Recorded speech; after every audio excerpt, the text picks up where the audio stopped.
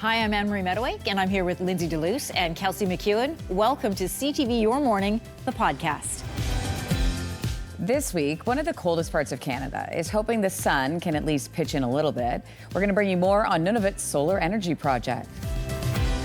From Seinfeld to Veep, sitcoms have made Julia Louis-Dreyfus a household name. She's also, we know, in the Marvel Universe, starring in its latest installment, Thunderbolts. She joined us to chat about the movie.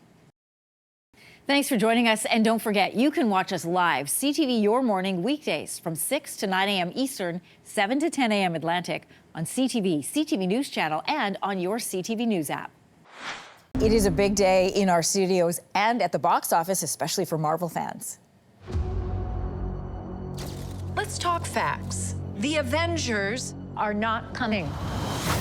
The Avengers might not be coming, but the Thunderbolts certainly are, and that is the one and only Julia Louis-Dreyfus, who is back on the big screen as Valentina Allegra de Fontaine, a CIA director who inadvertently brings together an eclectic group of unlikely heroes. And we are thrilled to be closing out the week with a visit from Julia Louis-Dreyfus, who is here in studio this morning. Great to have you here in person. Thank you. So nice to be here. A lot of times these conversations are over Zoom, so wonderful to have you here on the couch. Listen, you are back playing, and honestly, one of the best villain names, Valentina Allegra de Fontaine. Yes. Fans first Val back in 2021, but we're getting a lot more of her backstory. Yes. This is the best thing about the Marvel movies. What made you say yes to this movie in the first place, other than the credit gives you with your kids? Oh, well, I liked her name. I mean, Right? Valentina, actually, Contessa Valentina Allegra de Fontaine. Right. It's kind of it's a mouthful, but it speaks volumes in and of itself. And she's a real character in the comics. And I like the idea of playing a sort of a manipulative mastermind. You don't know if she's good or bad. That was very intriguing to me. And you play it so well. And plus this idea of getting to peel back the layers of who she is and why she is the way she is. Exactly. And I get to do that in the film. You sort of understand what it is that drives her insatiable desire for power and control. Well, it reminded me a little bit of, you know, like the story of Wicked in a way, where you're looking at is good bad, is bad good. Oh, yeah, interesting point. Yeah, right. Your co-star Florence Pugh says you are so good in this movie. She is secretly rooting for your character, she says. She's even, you know, your character is great because she's likable even when she's being devious and manipulative. And she seems like somebody who's always trying to stack the power in her favor. And she's able to pivot fast when things change. Yes. So do you consider her a villain? I consider her, I've coined a phrase, anti-villain. Okay. The way that the Thunderbolts are anti-heroes. So I think she's sort of not quite a villain, but that's what I would say. She's an anti-villain. Okay, we cannot give away the plot, obviously, but generally speaking, there are a lot of fight scenes in this movie, and Valentina finds herself in the middle of a pretty big one. How did that work? And when you're shooting this, how much of this is green screen and you know, behind the scenes, and how much is you there? Well, we did very little green screen, actually. I had one scene where I got to punch somebody. I actually did. Do you physically hit them? Uh-huh. And then we had another scene where I'm sort of thrown across a room, and that was fun to do too. I mean, the whole thing is just, we did a lot of stunts in the movie practically. Okay, can I go back to the actually hitting someone? Yeah. How do you mentally get in your head to hit them as hard as you can? Well, you don't hit them as hard as you can, but you look like you're hitting them as hard as you can. Is that fun? Yeah, it's really fun, and I work with a stunt team. I mean, it's a very tiny moment in the movie, but I wanted it to be perfect, and I work with a stunt team to get a really deep understanding of what the physicality is in order to make it look real. And you know what one trick is? Tell me. Pull back very quickly. Can you demo? No. Okay. Is it like grade 8 drama class where, you know, the person takes a swing and the other person claps? Like, no, it's not that cheesy. No, it's not that. Okay. All right, well, you have to watch the movie and see it in real time. Yeah. You've brought so much joy to people over the course of your career, whether it's in Seinfeld or in Veep, which I love, now in the Marvel movies, and I'm curious, in this season of your life, what brings you joy? Oh, chasing my curiosity brings me joy. Oh, where does that take you? Marvel Universe. It does. Yeah. I mean, sure, of course. You know, to really dive deep into this world and really be a part of it is not anything I'd ever done before. And so I was curious about it, and so I pursued that. And how did you read the comics? Like, how'd you do it? Well, I mean, I read I read some of the comics that I was in, and of course I became more familiar with the movies themselves. Yeah. Although I already kind of knew them, right? But you know, and just sort of thought long and hard about how I was going to play this part. You know, how I was going to do it to sort of separate it out. I'm going to give you a bit of a compliment here because our producer, Katie, has said you were sort of like the gateway drug to Marvel. She did not watch Marvel movies ahead of time. She saw this movie. She said, it stands alone. And I'm like, so is she the gateway drug to Marvel? And she said, maybe. Oh, wow. Isn't that a real compliment? But I think the movie's good. I don't think you have to have seen, actually, I know, you don't have to have seen all the Marvel movies leading up to it. It stands on its own. It stands on its own in large part because of you in the film. Oh, that's so nice of you to say. It's all very true. I'm happy to say it. Thank you very much. I appreciate it. Looks like Earth's in trouble there, bud. Well, the fate of humanity rests with a team of unlikely Canadian superheroes. Super Team Canada is Crave's first ever original animated series, and it premieres today. So we had a chance to sit down with Cobie Smulders, who voices Niagara Falls, the team's calm, commanding, water-powered leader. She voices Niagara Falls, the team's calm, commanding, water-powered leader. This is so exciting. Isn't it so exciting? Welcome to the show. Thank you for having me. It's great to have you. It's such a joy to be here. Okay, these characters are amazing. And your character, Niagara Falls. I mean, this is every Canadian girl's dream come true. It must be. It really is. Yes. She obviously has the power to control water. Yeah. And she uses that uses it to vanquish her enemies. How great and Very so cool. powerful. Very powerful. So tell me what your first reaction was when you read all this. So Joel and Rob, who are the creators of the show, sort of pitched it to me. What was the pitch? I mean, it was like, you're a Canadian superhero. And I went, okay, like, absolutely.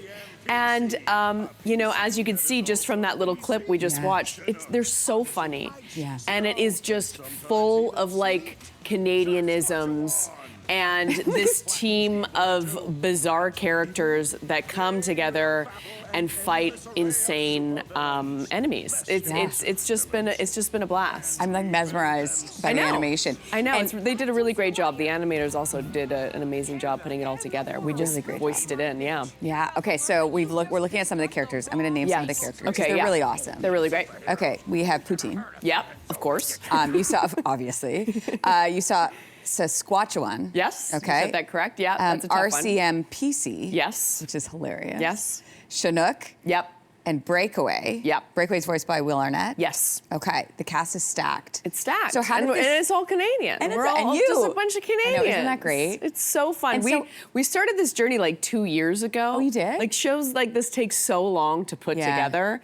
And so it's so wonderful that it's all coming together and we get to put it out into the world. And then how does it work? Behind the scenes. So are you going in, are you by yourself when you're voicing? And by myself, I'm with Joel and Rob, who are the writers, creators, and I'm just sort of isolating my scenes and doing the scenes in which my character's in, and you get to see sort of rough versions of the action, but a lot of the times your voice would influence the action, but sometimes I would watch something and then I would take the direction from that into what I'm going to do vocally. How different is that process for you? The best. You show up in sweatpants. You do. You don't have to do all this. Radio.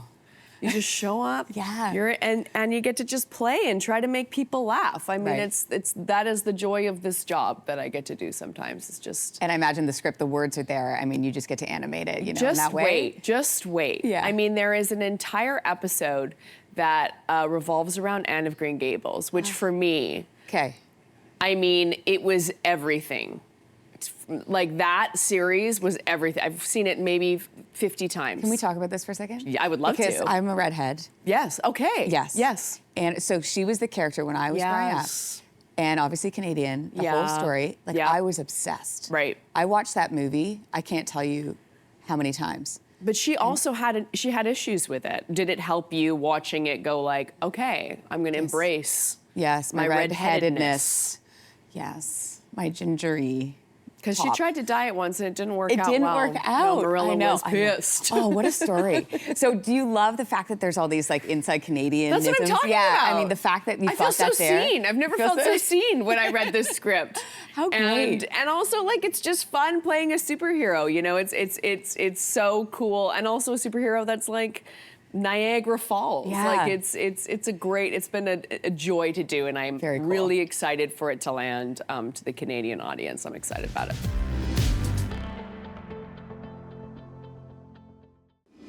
Manitoba Premier Wab Kinew is pulling the plug on sending electricity to the States. The 500 megawatts of power it used to send south of the border is now going to be redirected to other parts of the country. So Tricia Stadnick from the University of Calgary joined the show to tell us how they're going to do it and why. First of all, why is Manitoba choosing not to renew these contracts? What's the reason they've given? So that decision was actually made before the recent geopolitical tensions. That said, I think it sends a really strong message to the U.S. at this time, and it's pretty timely. The reason why this decision is being made is actually related to climate change and changing precipitation patterns, and the fact that Manitoba is looking at potentially not being able to meet their winter load capacities as early as 2029 with their current infrastructure. So it's an effort to redirect resources and make sure that we have enough domestically to meet our own needs before we start exporting to the U.S. Just following up on that, Tricia, if it's for like environmental reasons, they're still distributing the power. They're just not distributing it south of the border. My understanding is Premier Kinew saying that they're going to use them to light up the north, light up Western Canada, and build trade corridors.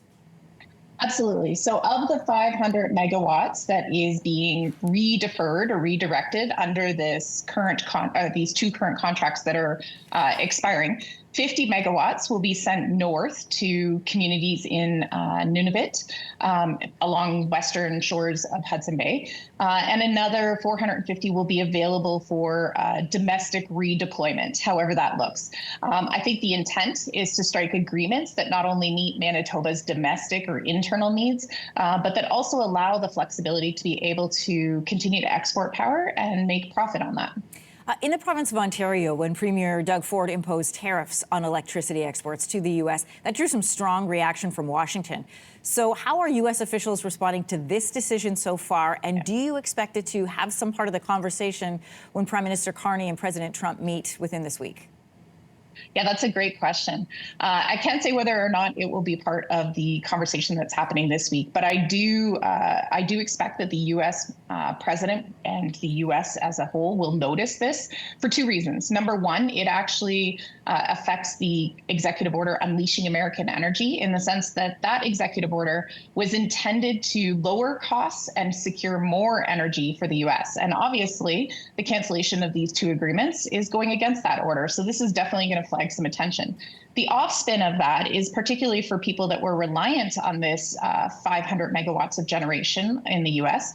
Power rates, at least in the short term, will probably go up. And so this is one more thing that's adding to the additional costs for the American public. Just a really quick question, Trish. When we talk about 500 watts, what does that power? Like, what will they lose by not having this contract renewed? That's a great question. If you were anywhere else in the world, it would power quite a few homes, up to 250,000 homes here in Canada because of our increased energy needs because of the cold weather and then hot summers. It's about estimated to be around 100,000 homes on average. Still a lot of homes. In terms of dollars and cents, how much does Manitoba stand to lose or to gain by not renewing these contracts with the U.S.? That's a really tough question to answer because the idea is that they're not necessarily net losing. They would gain additional contracts with export to other provinces in Canada and none of it. And this fits with some larger infrastructure strategies, not only from our federal government in terms of offsetting greenhouse gas emissions and finding more renewable sources of energy long term. So there's federal investments there that are happening, not only in the province of Manitoba, but in green energy in general. But there's also profit to be gained by helping Saskatchewan, neighboring Saskatchewan, reduce their reliance on coal fire. And right now, Saskatchewan is looking at having to increase their energy needs. It's looking at $1.4 to $1.7 billion to build the next coal-fired plant. So this would offset those costs. And I think Saskatchewan would be willing to pay to invest in an expanded hydropower intertie line. A major shift is happening in the north, one that's helping a remote Nunavut community reduce its reliance on diesel, cut emissions, and really create new opportunities for people. In Nauyut, a new solar panel project is being built. It is called the Ikayut Project, meaning to help. It is expected to save 400,000 liters of diesel every year.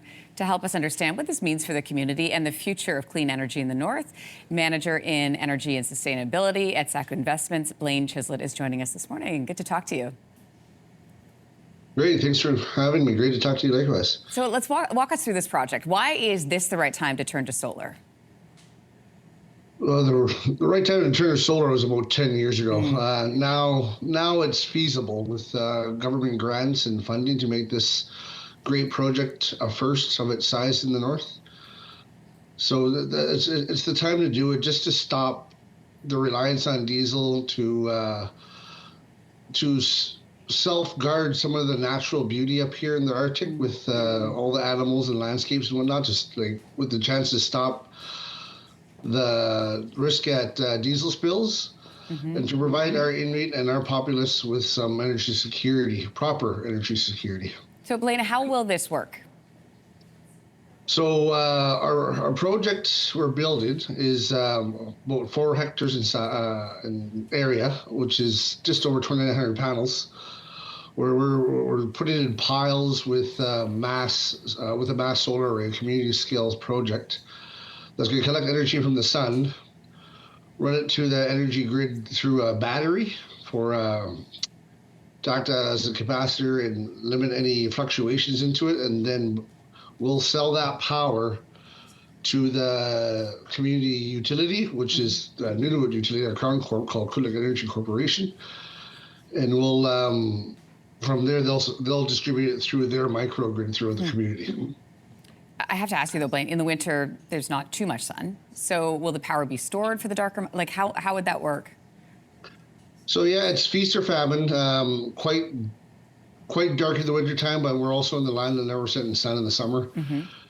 So we'll have it's a measurable scale in that sense where we could measure it all, which is great for energy production. So there'll be enough there to keep our battery charged and have it ran there, and the battery's there to remediate a power issue or fluctuations for a whole town outage for about an hour. But the community gensets will keep everything humming as well. We still are reliant on the diesel gensets. This project, I understand, is being marked by a coming of light ceremony. Can you explain that a little bit about what the ceremony means to the community and why it's such a powerful way to celebrate this shift? So yeah, coming of the light ceremony, I'm super stoked for. That's coming up this next spring. Again, it's a solar project, so it just goes hand in hand. A lot of people, everyone knows up here that when the spring is set to come, our sun comes back. So it just turns hand in hand. Coming to the light ceremony is going to be huge because with corporation of our company, SACU Investments Corp, Northern Energy Capital, our partner in Quebec Alternative Energy. And with partnership with QEC, we're going to be able to shut the gensets off for the first time in Nauyut's history. So it's going to be the first time we have a true silence since our ancestors up here were a nomadic person. That's all they had. Now all we have is a hum of a diesel genset. Unless there's an issue, then we know there's not going to be any lights or heat back home. What do you think that's going to feel like for everybody to have that silence? I know it's going to give me tingles. I know a lot of other people are excited about it too. It's something for our ancestors to look down on, to see that we're changing it back, so to speak. We can't take everything away, but we can run it a lot better than what we are right now.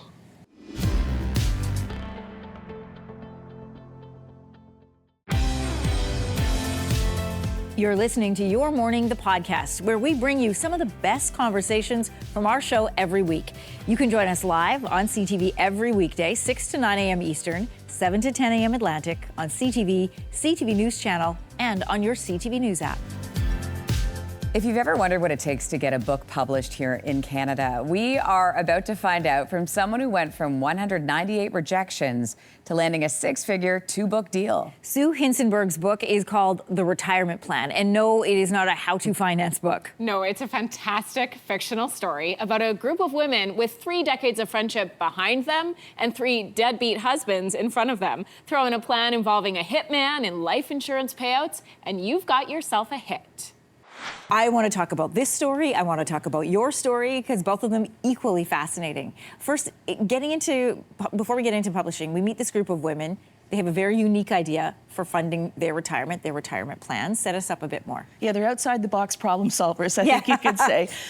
They've been friends for decades. They're ready to retire. They can't afford to. The husband's lost their retirement savings. So they figure how to fund that retirement, and then realize the husbands have these huge life insurance policies. So if they kill them, then they can go to Boca Raton, whatever they want to do. So they hire a hitman because they don't have a lot of upper body strength, and they're not about to lug these bodies around themselves. But what they don't know is the husbands aren't necessarily the duds they think they are, and they've got their own plan going, and they've already hired the same hitman for a job of their own. See, this is not just, I want this to be a mini-series. I want to watch this every week. Your journey to publishing, as we set up, was not easy. You explained it in detail in your blog, but can you give us the condensed version?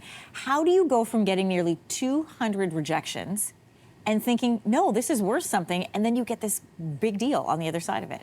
Well, the first thing I had to do is change what I was writing. So I had most of the rejections were on my first 2 books that I started. I started writing the summer I turned 20, or 20, I wish. That'd be a whole different life story. The summer I turned 60, I was thinking, if I don't start to write a book, like when am I going to do it? If not now, when? So I dug in and I started. I wrote 2 books, queried them widely, which means looking for an agent. I wanted to be traditionally published. Had no response. But then I started taking courses. I listened to podcasts. I had joined writing groups. I got feedback. And then I thought, I'm just going to write something I'd want to read. And I just like fast plots about friendship and marriages and with humor. And that's what I wrote with The Retirement Plan. And when I sent that book out, then I had responses right away. Well, you hear that saying, writers should write what they know, right? Write what you know. But I'm assuming that hiring a hitman is not something you know. I mean, I don't know a lot about you, Sue, but I'm going to assume that hiring a hitman is not part of your real life. But you do have this deep friendship group, like the women in the book, and your husbands all get along. Yeah. So there's a photo, I understand, that Oh, the husbands, yeah. So my husband and I, like the couples in the book, have this group we met years ago. And when I was writing the husbands, there's a point of view of Hank and his friends. I'd look at this photo. My husband's the one there on the left. And they all have the same haircut, except for one guy. But they just had so much fun together. And then conversely, we, the wives, had fun as well. But yet, and that's us all, they're hugely supportive of me in the book. But were there any side texts like, this isn't really happening, right? Oh, yeah. Okay. Like, who's Marlene? Who's Dave? And the one character is noted for having a really messy garage, and his last name is the same as my friend Carl Brand. And I have to note, Carl Brand's garage is spotless. He would never be caught dead, as the character is in the same garage as his character is. There's also a 4-legged scene stealer in this book, based on your real dog Kramer. Can you tell us about the dog in this story? Yeah, I was almost finished writing the book, and I realized it needed a dog because the villain essentially says, "Who doesn't need a dog?" Well, true, but the villain says, "I'm not a villain," and I thought, well, yeah, how do you know he's not a villain? And there's the save the cat mentality that I learned in all those courses I started taking, and that's when you need to prove a character's good, you have them save an animal, and conversely, if you want them to know they're mean and they're vile, you have them be harmful towards an animal. So cue the dog. I brought in Kramer, and when I needed the dog, I looked at my dog. He was lying there beside me, and I thought, he has so much personality. He's missing half his teeth. You give him a treat, he'll roll it around his mouth and spit it out. He doesn't usually like it. And he's always looking for the air conditioning. So all his quirks, like, I wish they were in my imagination, but they were just him. I wove them into the story. You wrote what you know. Listen, I could have a whole separate conversation with you. As a book buyer, as a book reader, I love knowing the behind the scenes of what it takes to get a really great book and a story out there to the world. We'll have a separate conversation about that. But there's a very meta scene in here where the women are talking about who would play them in a movie. And I understand that there's been some interest in this book from Hollywood in terms of rights. What can you tell us? I know there's a lot of secrecy around these deals, but what can you tell us? I can tell you that the rights for the movie, and they want to make it a feature movie, it sold almost before the book sold to be published. Wow. That it just got snapped up. That it was given to an agent at the Frankfurt Book Fair. She read it on the flight home, and she called my agent as soon as she landed and said, "We'll rep this book." And then sold it quickly, and they've hired screenwriters. So a lot of books get sold, but not a lot. Only 10% of the books get made. So it's really encouraging that they've hired the screenwriters. How does that feel for you, Sue, to know there's that level of interest, that people want to get started on this project? It's so validating because I sat in my den and had no idea if what I was doing was any good at all. Like, I just didn't know. I thought about quitting. I thought, am I wasting my time? Because there was a lot of time to do this. But then I thought, the only thing I knew for sure in this whole process was if I didn't try, nothing would happen. So then I would love for you to leave us with some advice. A lot of people think, oh, I have a book, or they've been encouraged to write their story, but they think, why me? Yeah, well, why not you, right? Like, somebody has to write these books. Somebody has to sit there and interview people, you know? It's like, you can do this but you have to do the research and figure it out. Okay, so that was fantastic advice. I love that. Why not me? But it begs the question. Let's go to the premise of the book, the retirement plan. I want to ask you guys, what's your not so nefarious retirement plan? And I preface that obviously with the content of the book. I feel like Lindsay has more of an action plan than I probably Well, do. because I have no retirement plan. I don't ever plan to retire. I have a financial freedom plan, which is different, right, in my head. Yeah. Because I can't imagine not doing anything. Like, my idea of, like, if somebody says to me, you know, why don't you go sit on a beach, or like, that is a nightmare to me. I don't want to just be stagnant. I want to constantly be reinventing and doing things. And that's why I think Sue's so cool for so many different reasons. But the fact that she was like, you know, she had a whole career. Yeah. And then she's like, I'm going to try this. So I picture myself like that more than anything. But I do work really hard at planning the financial freedom part of our lives. To the point of, like, no matter what you say to Lindsay, I'll see like this cool property. I showed her this property this other week that had a baseball diamond. It was like in a farm, and there was 10 acres. They had their own baseball diamond. I was like, oh, wouldn't that be amazing? And Lindsay's like, here's how it will happen. And I wrote her a whole plan. During the show, yes, she wrote me a whole business plan on the back of a script. And it's a great plan. And I have a person that she needs to talk to. Like, I'm giving her the phone number. I'm like, just explore it. Just explore. Why not? Yeah. I know you can't see me on a podcast, but I'm sitting here with my mouth open thinking, what am I not talking to Lindsay about? Because you know what the thing for me is, and then this has been my my mantra for a couple of years now. It's that I don't take no for an answer. Like, my mantra is, there's always a way. When you think you can't afford something, and you think you can't do something, you just find a way. And I've heard no a whole lot from, like, banks, for example. But there are ways to do things. You just have to get creative. And this goes for all aspects of life. There are ways to go about things that are not linear. You have to get creative. And how exciting that opportunity's out there, as long as you can tap into it. Well, and how exciting to take that piece of advice and put it in every aspect of your life, even beyond financial. It's not no. It's no right now. That's right. Right? And so to be able to find something different and to apply that type of energy to whatever you want to do. I think of with my career, it's been like that. I know we were supposed to talk about retirement, but I really like how this conversation has gone. But I'm with you, Linz. I always, you guys know, I'm always in school. I'm always doing something new. I've always got a new project. And I think that's a really exciting part of aging. And I look at how my parents have aged, and my mom has done that. She, as a woman who is retired now for 10 years, went back to work after she officially retired from nursing and got her dream job working as a palliative care coordinator. Amazing. After she had retired. Did that for a while, kind of part-time. Now she's leading Buddhist talks and meditative talks. Wow. But, like, it's just cool to me, right? That you can continue to evolve and become this person. Because I don't know that when we're 60, 65, 70, whenever you retire, I don't know that you feel how you think you're supposed to feel at that age. I think you just feel like you. So you just got to keep being you. Oh, I love that.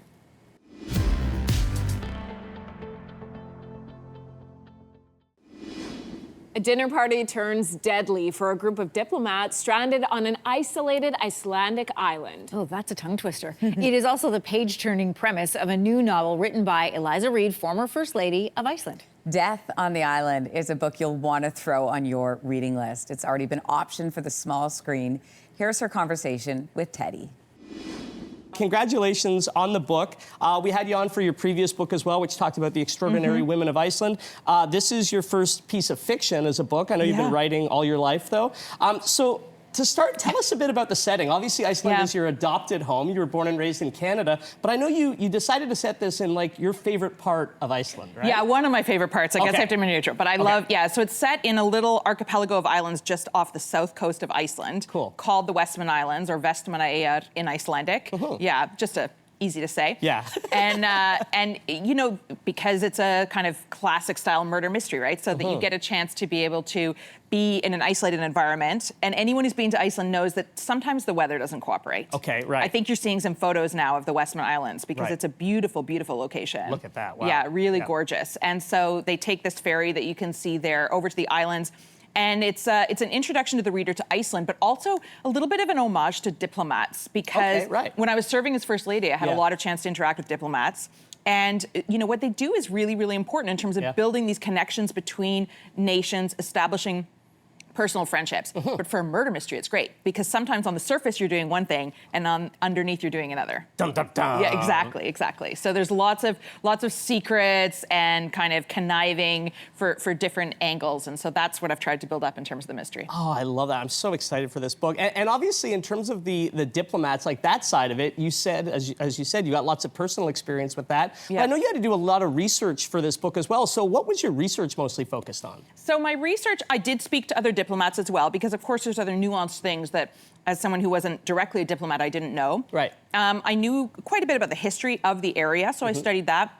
There's poison. Someone dies by poison. Right. So I was speaking to doctors, and I think no one wants to see my Google searches, right? Because you're Googling, like, how long does it take to die from this or that? Right. Which is a bit dangerous. Yeah. But, you know, there is more research involved in writing fiction than I initially anticipated. Really? Did that surprise you? I guess so, because I've written a nonfiction book, and I thought you have to do that, and you have to fact check, and then fiction will be so easy because I don't have to do any checking, and in a sense it's more, and then you're like, oh, this doesn't work, I'm gonna kill him another way. And that's it's a little bit scary to have all of that. Tell us a bit about the Flaming Viking, because this is a drink that plays a key role in the book. It is, yes. So there's a drink called the Flaming Viking, which is a made-up cocktail. Okay. And I don't want to say too much about it, but it does play a pivotal role in the story. Yeah. And then I had described it fairly generically, but it turns out I have a friend in Iceland who is a mixologist and said, why don't I put together an actual Flaming Viking? And I sent on, you know, what was needed in terms of plot points for the book and ingredients. And he made a bunch of cocktails, and a bunch of us got together. It's called the Flaming Viking, so you have to set them on fire, naturally. and then we tasted the best one. So at some point, I think on my website or something, I'm going to have to put up the recipe for a Flaming Viking so that people can try it at home, poison-free, naturally. Poison-free, indeed. Yeah. I want to ask you really quickly. Obviously, we've just come through a Canadian federal election here, and you were First Lady of Iceland from 2016 to 2024, and you've spoken about that and written about that very candidly. Your op-ed in the New York Times years ago was fantastic. Thank you. One of my favorite op-eds I've ever read. So for you, like, without getting too political, is there anything that we as Canada, like as a country, can learn from Iceland? Countries can always learn from each other. What can we learn from Iceland? We can always learn from each other, but you know, I would say if there's one thing that I learned, being First Lady, you know, is not the elected position. I wasn't the one who ran for office. Right. And yet I still had a platform and I still had a voice. Yeah. And if there's one message that I think people can take away from that, it's that we all have voices, no matter what we're doing, wherever we are, whatever influence is. And I really, really think it's important for us to use those opportunities and speak up, especially today, because there's so much self-censoring and self-silencing, and we all have an obligation to speak up when we sort of see injustice and to help lift up the other voices of other people who maybe aren't being heard. So that's what I would say. Wonderfully said. Congratulations on the book, Thank Death on the you. Island. It is so great to see you again. It's great to see you too. Very surreal to get to chat with hair, you here. Eh? Yeah, I cut my hair a bit. Yeah, I cut my hair No a more bit. braces? No more braces, but I'm still a punk at heart. You know? I know. Cool. Great to see you, You too. Eliza Reid. And a reminder, the book is called Death on the Island. Well, there's so many things in life you might really enjoy, like maybe listening to music, but not everybody feels this way. By the way, there are people that don't listen to music that much. I don't know, I'm just not really into it. I kind of just listen to whatever. I don't wish that experience upon anybody, bro. That is terrifying. I just got chills thinking about that. By the way, there are people... When it comes to certain things in life, can there be a gray area? A lot of people were shocked in the comments that there are people who don't really listen to music. So are there other things people don't really care for or dislike that kind of surprises you? So I'm in the not really listen to music camp. What? I know that, yeah. I know there are people who like listen to music 24/7 and have. No. I'm the same. I don't listen to music in the car. No, I listen to news in the car. Me too. But do you have like a favorite artist or someone that if you were to listen to, you're like, this is who I want to listen to?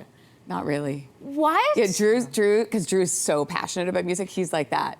And I love music, but as he says, I'm like stuck in the 70s. I don't take on new music. Yeah. I'm like locked into what I like. But that's what you like. So Yeah. there is something for sure. Yeah. My mom is kind of like this. Like I don't know that she could name. We don't have it on any. in the house usually. Yeah. Like, she is not into it. Neither is my oldest, really. Like, if you ask him if you're like, Jack, what tunes do you want to listen to? He's like, oh, whatever Matt wants. Like, he's just not, he's not keen to pick.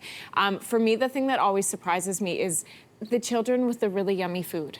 When they like are so turned off by like gravy. And you're like, gravy is delicious. Oh, Can you just try? It's like Walker and ketchup. Like, I'm not poisoning you. I am giving you something excellent. Yeah. Speaking of, the thing for me, I have one thing for either or both of you. Okay. I am still shocked that you do not enjoy potatoes. No, not at all. I am like, Yeah. and any form of potato you think is a vessel for the sauce. I Yes. like all and that is forms of potatoes. wild to me. No, like I made a great potato dish on the weekend that was a double stuffed potato.